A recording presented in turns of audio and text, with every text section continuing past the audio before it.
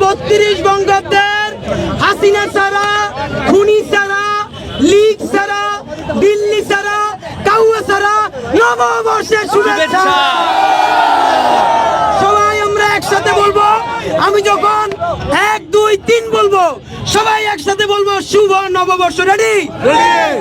1 2 3 শুভ নববর্ষ।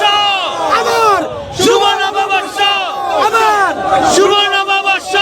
বন্ধুরা আমার 1432 বঙ্গাব্দ, আপনারা জানেন গত 2 যুগ ধরে বাংলাদেশের মধ্যে একটা নতুন বছর। আমরা এবার ইতিহাসের শ্রেষ্ঠতম ঈদ পালন করেছি, ঈদের মিছিল পালন করেছি।